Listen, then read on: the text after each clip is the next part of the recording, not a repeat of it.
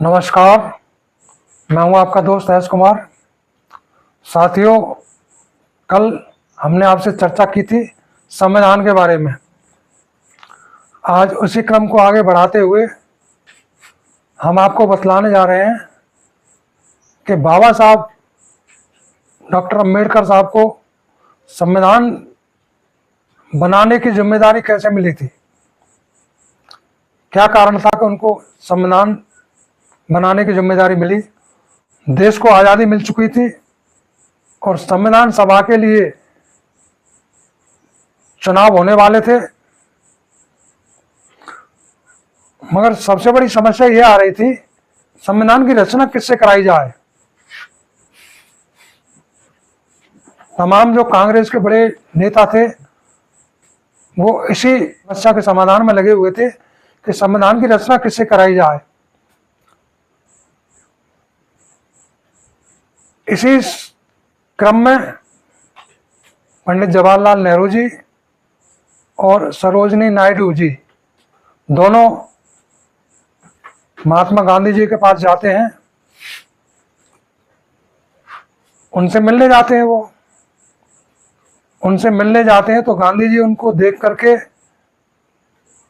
उनके चेहरे पर वो मुस्कुराहट नहीं थी नेहरू जी के पे और सरोजिनी नायडू जी के चेहरे पर जो होनी चाहिए। तो गांधी जी उनसे पूछते हैं, भाई क्या बात है, क्या परेशानी है? कि नहीं कोई बात नहीं, फिर भी बतलाइए क्या परेशानी है। तो नेहरू जी ने बतलाया गांधी जी को कि अब हमारा देश आज़ाद हो चुका है और अब हमें एक संविधान की जरूरत पड़ेगी, मगर समस्या ये आ रही है कि संविधान की रचना किससे कराई जाए। मुझे कोई ऐसा व्यक्ति नजर नहीं आ रहा है जिससे संविधान की रचना कराई जाए। मैं सोचता हूं और मेरा विचार है कि प्रसिद्ध संविधान विशेषज्ञ आइवर जेनिसन उनको जिम्मेदारी सौंपी जाए संविधान की। उन्होंने एशिया के कई देशों के संविधान लिखे हैं, आइवर जेनिसन साहब को।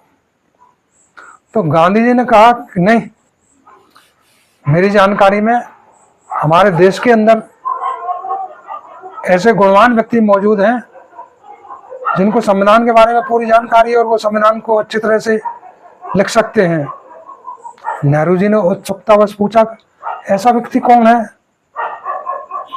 तो गांधी जी ने उत्तर दिया कि वो है डॉक्टर अम्बेडकर।